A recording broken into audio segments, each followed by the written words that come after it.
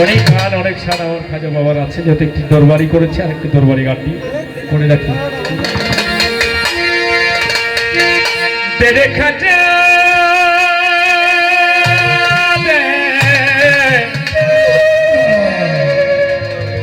তোর নামে পাগল করে দে,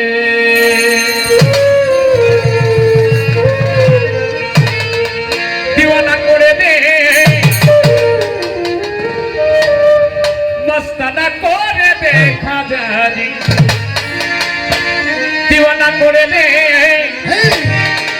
মস্তানা করে দে আমারে, আমারে পাগল করে দে।